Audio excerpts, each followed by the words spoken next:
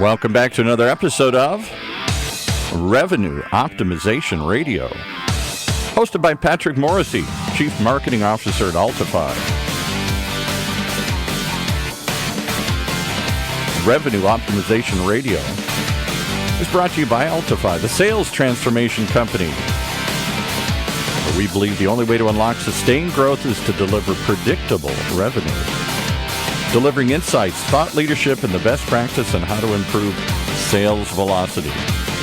From the one man, maybe the only man who knows how to do all of that, at least this morning, Patrick Morrissey. Hey, Patrick. Hi, friends. Welcome back to another episode of Revenue Optimization Radio. Today, we're going to talk about what does good look like at scale when you start to think about customer outcomes, and how do you drive a result that includes the entire revenue team focusing on what is a customer trying to get done. And I'm pleased to welcome somebody who's got real expertise, both as a recovering seller, but now as the Vice President of Sales Excellence for SDL, Jane Freeman. Jane, welcome to the show. Hi, and thank you for having me. Thanks so much for your time. I want to start at the top and have you give a little bit of context about SDL and the business, because you're fundamentally in the business of managing content, managing brand, and managing experiences.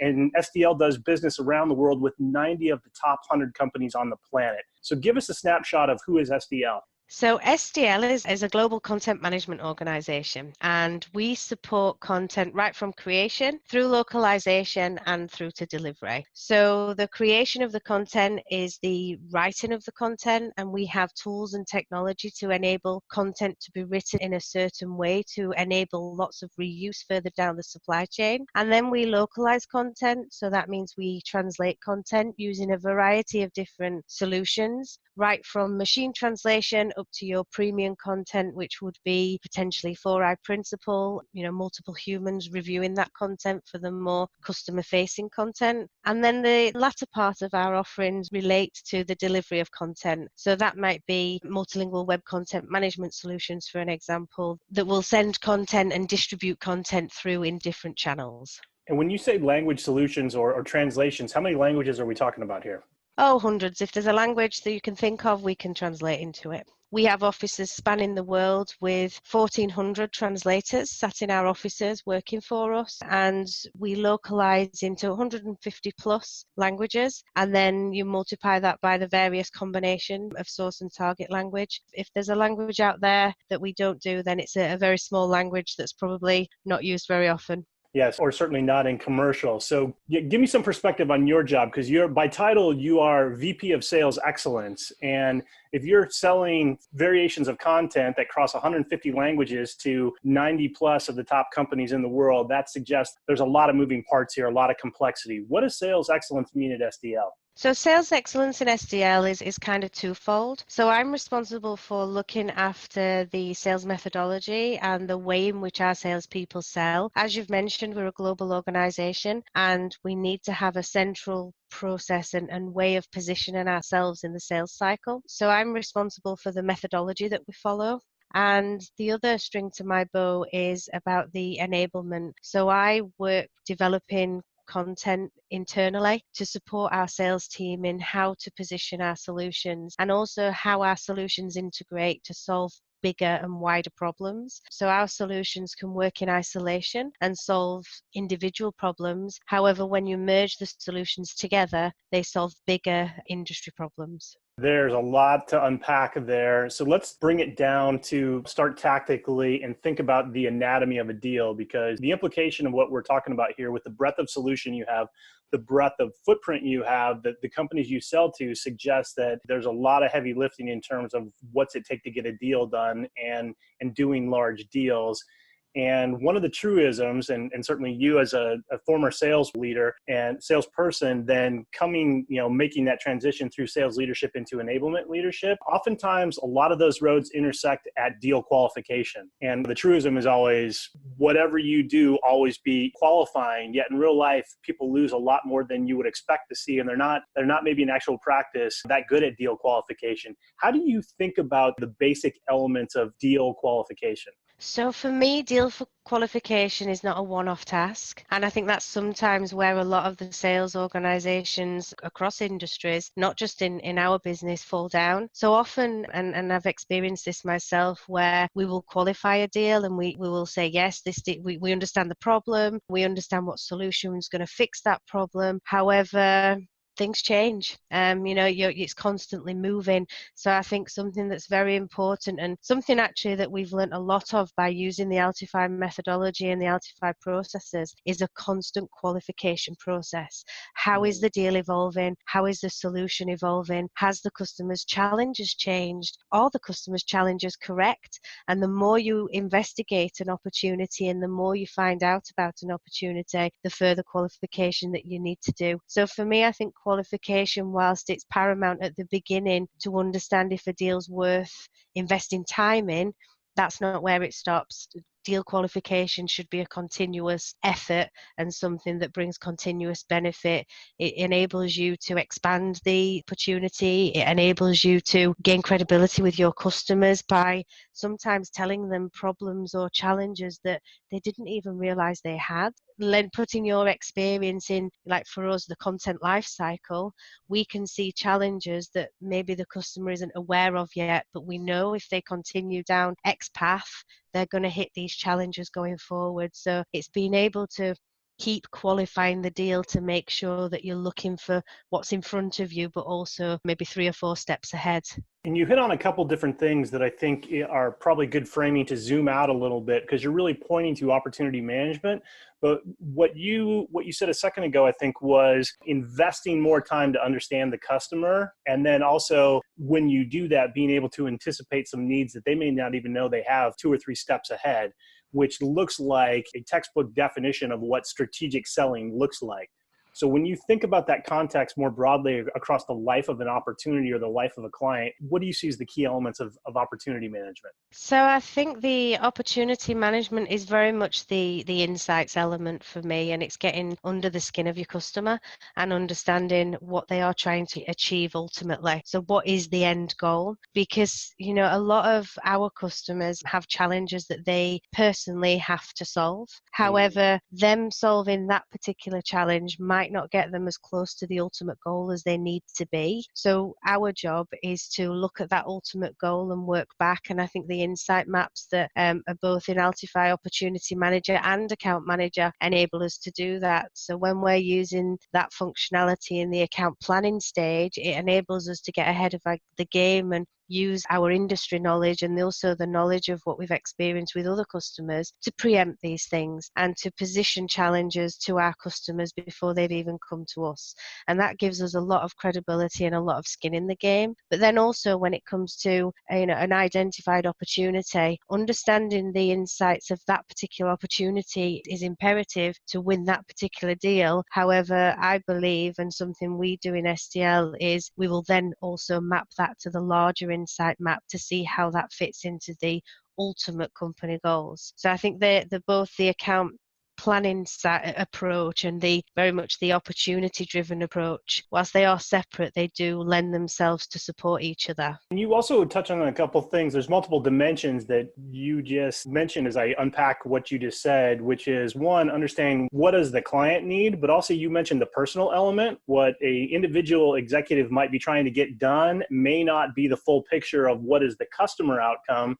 And there's a little bit of a balance between the opportunity level and the account level. When you think about that, there's some real complexity here, and there's some real challenges, because oftentimes what I see is that when I'm talking to a sales leader, she may be conflating account planning and opportunity planning, or opportunity management and account management. That it's always, we talk about what's the strategy for the account, which very quickly devolves into how do we get this deal done? Mm-hmm. And how do you balance those two things in actual practice in real life at SDL? With difficulty, but I think it's also with collaboration. It's with collaboration. I think often you can't see the wood for the trees. It's a very well-known saying here, and Altify has enabled us to collaborate on a broader scale. So we can now use the technology from the account planning and the opportunities and share the knowledge from our global colleagues. We've got a lot of knowledge in the business, and before we had the ability to share and work together and have a standard way of working,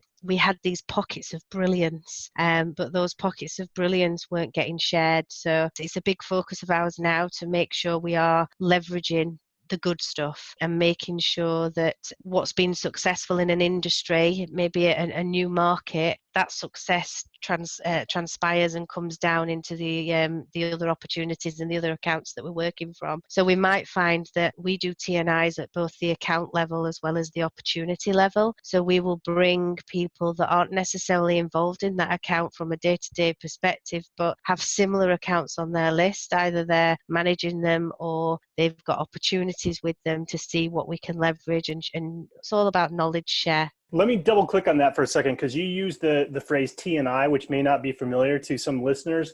Give me the base case definition of what T&I is and what that means at SDL. T&I is the test and improve. So we have it at a deal level. So we very much can drill down into the opportunity and review that with a wider team. So the test and improve is at the deal level, is an opportunity to look at that deal and assess, are we proposing the right solution? Have we understood the right challenges? Do we have the right people at the table? And trying to get multiple different people's perspective on that to put us in the best position to win, but also to make sure we're positioning the right solutions. And then we also use the T&I approach, the test and improve approach at the account level. So that's to look at the strategy. Are we approaching the account in the right way? Is the messaging that we're looking at for this account, will it resonate? So for us, the industry matters. So we would have different messaging for different industries because each industry has different challenges. On the surface, the challenges might seem the same, but when you dig deeper, the challenge priorities and the importance of those challenges differ, and the way in which those challenges are handled differ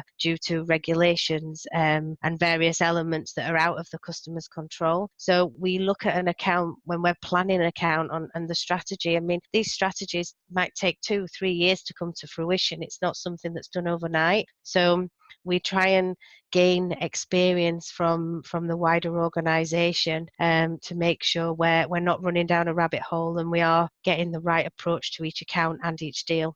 Exactly. I want to pull that apart just a second, because you mentioned bringing multiple people to the table. And I think that there's this bias and everyone falls into it that it's really the sales team.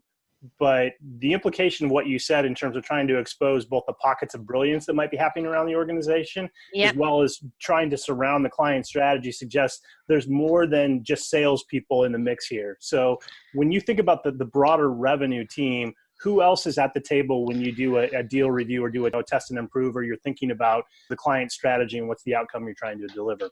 So for us, we could have anybody at the table. And you're right, there is a perception that this is very much a sales task. However, we're trying to change that now, the sales enablement team. We have junior operational people that are actually super, super valuable when it comes to looking at an account or a deal review, because they've got inside knowledge and they're looking at it from a very, very different angle, right through to the solution development team and the engineers and the product development team. We like them to get involved so they can hear the challenges that customers are facing in the words of the salespeople that are on the front line. And they then help us interpret those challenges into functionality and widgets and bits of functionality that our tools can do to answer those challenges in a way that we might not necessarily have thought about from just looking at our sales enablement or our marketing material, because the challenges are so very different. So we have even execs, we'll bring the execs in, but something we also like to do is let's say we're talking to a marketing department within one of our customers around their content challenges, be that content creation, content delivery, or the localization aspect. We'll bring our CMO. She's a marketeer. We try and lend from the departments that we've got to understand like the inside track on their challenges, and especially when we're looking at approaching the account or the opportunity from a personal point of view, because everybody in their job wants to be a success. And if you don't, you're in the wrong job. And by making yourself personal, giving that personal success and enabling a customer or a contact to shine in their organization, you then gain a step up the ladder and you gain credibility, and you're seen by that decision maker as somebody that's there holding their back, looking after them and looking out for them, because you're going to make them the hero. You're going to enable them to save the day. So we like to bring in people and leaders from our team in departments that you would never think would be on the selling line. Like we had our financial team, because we were selling into a financial organization. We brought some of the financial team in, and they helped us interpret some of the challenges into terminology that we understand, because the terminology that they use is different. So that the financial team helped with that. So we try and bring lots and lots of different aspects to the test and improve, and some that you wouldn't normally think would add value, but it's those participants that generally add the most value, because they add such a green viewpoint to the deal or to the account and to the strategies that you're putting forward. That's fantastic. And I want to pick up with that in a second. Let's pause 1 minute to pay the bills here. You're only as successful as your customers, and that demands the need for an exceptional sales execution, revenue retention, and customer success. The challenge for most sales leaders and their teams, however, is that their sales process just doesn't match how their customers buy. Sustained growth isn't possible because the revenue team isn't aligned with customers and prospects. With Altify's sales transformation solutions, companies can deliver predictable revenue growth. Yes, we said predictable revenue growth. They can also acquire and retain customers, and they can collaborate across the revenue team to qualify and win new business while delivering value that unlocks cross-sell and upsell opportunities. Built natively on the Salesforce platform, Altify helps salespeople, managers, and executives achieve sustained revenue growth. They help accelerate sales performance for Autodesk, Comcast, GE, Honeywell, Salesforce, Tableau, and United Healthcare. They can do the same for you. Visit Altify.com, just like it sounds, Altify, Altify.com. Welcome back, everyone. We're talking today with Jane Freeman, the Vice President of Sales Excellence for SDL. And when we took a break a second ago, Jane, you were talking about bringing multiple people and multiple points of view and how important that was to the table around a deal review, whether it's the CMO or it's the finance team or it's junior people from operations, getting some input to help contextualize, do we really understand the customer and the problem? But more importantly, can we craft solutions around the outcome? And you also you've mentioned a couple times now, what I find striking is also being aware of what is the personal win for the people you're selling to. Yeah. So thinking about that from a strategy perspective and maybe from a global enablement perspective, you take the long view around not just at the account level, but at the opportunity or inside of a specific deal. How do you start to set the framework to take that long-term view around strategy for accounts and to activate all those people on the revenue team to help serve the customer? Like we mentioned earlier, I think, it's continual. And that's something that I think people need to be made aware of when it comes to following any sort of methodology. Is it's not just do it once and then finish. And when we've looked at test and improves for various accounts, the attendee list changes as well. We don't have the same people all the time. So depending on at what stage the deal's at, depends on who the salesperson would invite to that test and improve. So for me as well, I think it's important. I mean, the relationship side of things is super important. And like I keep mentioning, selling is personal. People buy from people, and that's just a fundamental thing. So if you can understand the core buyer's objectives and how to make them successful, you're half of the way there, because they will stand in your corner and fight your corner for you. We also like to make internal references. So if we are working with a marketing team, for example, and they are experiencing challenges, we'll put our marketeers in touch with them to talk about those challenges together as a marketing team, so they can talk in their language, because it is a different language. Language isn't just French, German, Spanish, Italian. It's the language of your industry as well. So we'll use from the test and improves, the insiders, as we call them in SDL, they will get to know the account, they'll get to know the challenges, and then sometimes they will help the sales team to navigate that and to guide them on what is going to make the account, the strategy, successful. Right. And that takes all hands on deck. And to your point, having the insiders who speak the language or understand things natively or have, walked in the shoes and, own the responsibility helps give context and depth to be able to facilitate the right kind of conversations with customers. That's right, and it's about networking as well. So, if we can put people in contact with each other, either our teams or, our customers' teams, that helps. It just helps give credibility and enables us to understand that we're not just talking blindly about the challenges and saying the right words. We actually understand them quite deeply. And there's something I always say, I can talk about things and sell you something, but I'm not responsible for delivering that. So if you can hear that same message from somebody that is responsible for delivering that, it's going to resonate a lot more, because it's their neck that you're going to choke if it goes wrong. Well, 100%. And there's a lot more credibility when you bring everybody to the table to help show them that, hey, the team is behind you, not just a really clever salesperson saying the right thing to you in the moment. Exactly.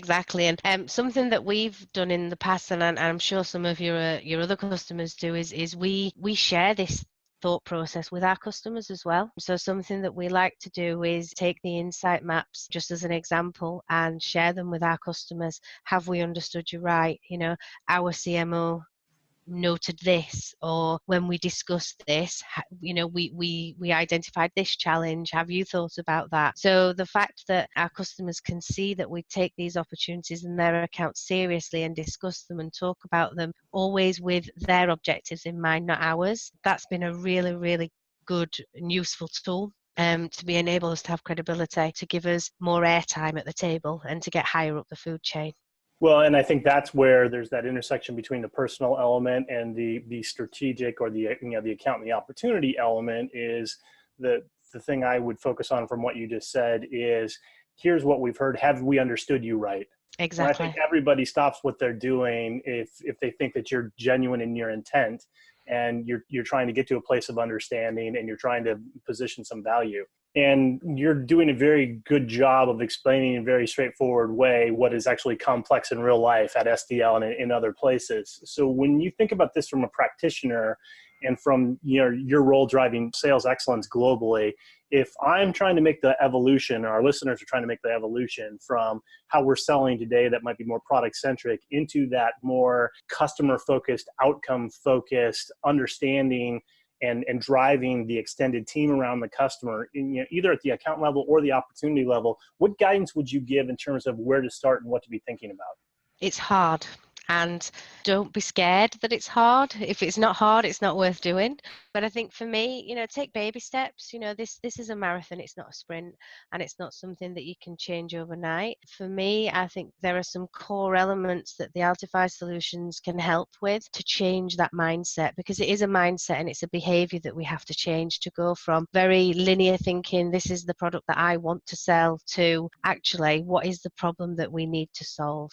That's a big behavioral shift. So I think take your time with it, and you need to look at baby steps. And for me, I think where the sales team see the biggest advantage and the biggest success is nailing the insight map. And I would say they're one of the hardest things to do. But once you've nailed them, the rest comes easy, because it's the insight map that is the heart of the strategy, the insight map that is the heart of the understanding of how you're going to approach this customer and how you're going to solve their problems, but also how you're going to talk to them in a language and in a way that makes sense to them and gives them the confidence that you actually do know what you're doing. So I think, it's a difficult journey, but it's certainly a very worthwhile and rewarding journey. But you do need to be patient with it. It's not something that's going to shift overnight. And I think another big important aspect is, if you are going to be following the test and improve process, it's not about beating up your salesperson, it's about helping them. A great man once told me that together we succeed, divided we fall. That rings true. And I think that rings true with the Altify methodology. And the more solution selling you want to do, the more you need to take that on board and work as a team. We win as a team, we lose as a team. It's not on one person's head, but you've got to enable that teamwork to happen. So anybody that is wanting to embark on this, just bear that in mind. But it is a big attitude and a behavioral shift. That's fantastic and brilliant advice. I definitely appreciate that, Jan. That's probably a good place to wrap up, because I know you've got a global business to run. But I will come back to the points you raised that I think is really the core and foundational to this entire dialogue, which is helping the team, not just the sales team, but the entire revenue team, make that shift and the mindset shift and the behavior shift and the culture shift from what product are we trying to sell to what problem are we trying to solve, which is absolutely fantastic. Thank you so much for your time today. No worries. Thanks for having me, and happy selling, everyone. Thanks, Jane. Thank Take you. care.